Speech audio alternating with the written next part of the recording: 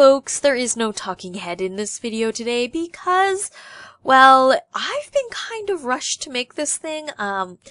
If you weren't aware, I am doing some fundraising for a charity event called Extra Life. It is in support of the Children's Hospital Miracle Network, and I'm supporting my local children's hospital by basically raising funds and playing games. And, well, I solicited the Star Trek Attack Wing community to help me out and hit my fundraising goal of $300.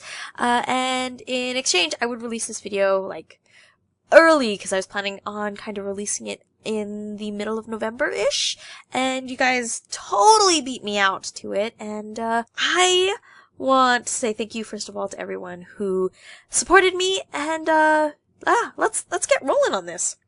So Tactical Cube 001 is, like, obviously Tactical Cube. The ability on it is, I am not such a fan of it. There are only 2 Borg upgrade slots on it, and just disregarding one of those damage cards doesn't seem like it's worth it to discard those upgrades, especially when they can be extremely costly.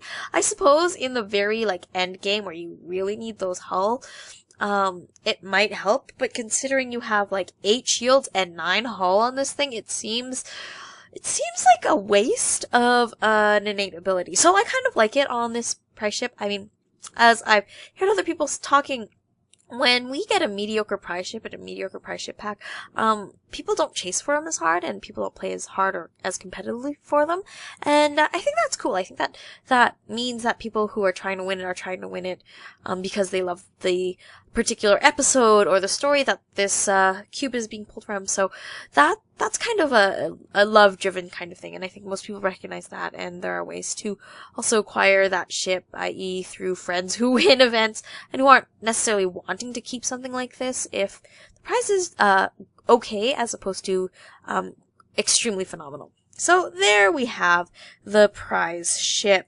We also have a set of really basic upgrades, which, I mean, we've all seen them. Cutting beam, Borg missile, and Borg tractor beam. I don't think that they're especially new, if I recall correctly. They didn't feel particularly novel in any of their mechanics anyways, so, yeah, that just, there's standard expensive Borg upgrade fare, and they are what they are, so that's one thing there. There is, however, the Borg Queen, whom, as a captain, I absolutely adore this thing. I think she's, a really wonderful foil to, let's say, another captain who happens to have a extremely high captain skill, like a captain skill of 9. Who would I be thinking of? Some guy named, Pickard, or Gene Luck Pickard? Anyways, I'm a really big fan of this card, I think, as a captain. It's really amazing. And the action on this card is ridiculous. Ridiculous. Especially when you have as many drone tokens on this thing as she does. Oh my god, the economy on her is out of this world. And the other thing about the pack is that it has this elite talent called Command Interface, while the captain is really good, and I think that it's a good card, as a thing to have in your fleet. I don't necessarily think that the Borg Queen is going to be something people chase, because you have to choose between this Borg Queen and the Admiral Borg Queen, and I have a feeling that people might be chasing the Admiral, with as more options for the Borg come out. I look at this Borg Queen though, I think she's amazing, but that, it really does mean you cannot take an Admiral in your fleet, and they pack so much punch. But the Command Interface Elite Talent kind of cements the fact that, like, I'm trying to think if there are any other Borg captains who have an elite talent and therefore would have access to this card. And first of all, I don't think any are coming to mind off the top of my head. And second, the card is not great. It's a 5-point discard, and we all know how I feel about 5-point discards. I don't think they're worth it, generally speaking, and I think that this card especially, it's a 5-point reroll. 10 points if you're not putting on a board ship. It seems like such a waste. So, I'm not a fan. Now, I think the next set of cards might just change people's mind about this pack, and they might be the thing that people chase. Specifically when I think of the Borg Maturation Chamber in combination with the Borg Queen Captain. Again, it really sweetens the pot.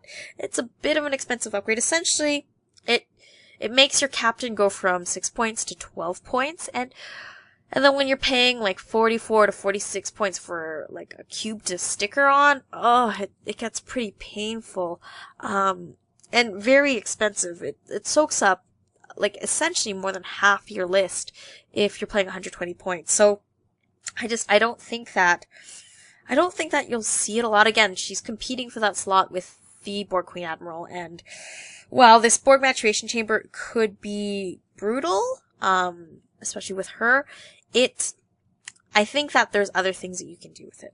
The Interplexing Beacon is another one of those upgrades where I think that having a really, really high captain skill captain, like the Borg Queen, this like whole pack works together to support that captain, which is great, and having a pile of drone tokens to spend is great, but I look at it and I think that there could be, I don't know, I think that just the competition for that slot, for that named version is it's gonna be really high, and the Interplexing Beacon isn't that great, let's be perfectly honest. It's not that incredible, and you get to ignore. Again, it's one of those, a nice to have, as opposed to a must have. But at 3 points, it is pretty fantastic. Now, we're about 7 minutes in, and I haven't introduced the next generation crew member of this pack.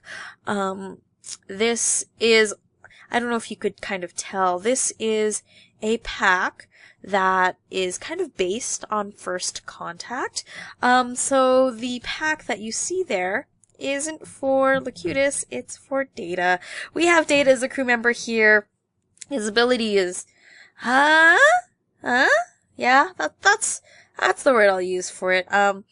Again, you have all of these actions that require the Borg Queen. So I think that being able to disable captain cards, is really amazing, and I think spending 2 drone tokens if you've got the Borg Queen on there is, it's pretty good. You can build a really, really incredible, like, Death Star, style of list. I don't know, is that commingling right there? But at the same time, I think that when you take a single ship build, there are a lot of risks to that.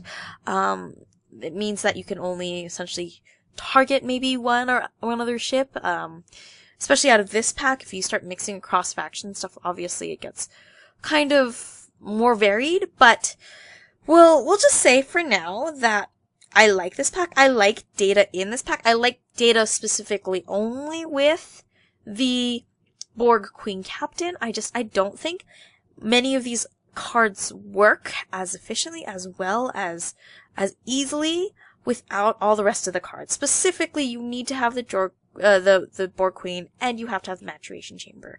But it's a pretty exciting pack. I think it's a pretty sweet prize, for sure. But there is no Locutus, and yeah, that's kind of disappointing. Anyways, thanks so much for hanging out. If you want a link to my Extra Life campaign, the link is going to be in the description down below. If you keep on donating at $400, I'm going to be releasing a bunch of kind of, I don't know, I'm calling them deleted scenes from Star Trek using the action figure collection I have. I've got my Picard and Dr. Crusher action figures waiting in the wings for a episode or deleted scene I call Breakfasts, where I essentially kind of relive what I used to think 12-year-old me thought, Dr. Crusher and the captain were doing in his suite, when they would have breakfast together, because that was like a thing they did, which I always found kind of weird. Anyways, until next time, don't forget to hit the like button, hit the subscribe button if you aren't already, and check out my other videos. Alright, bye.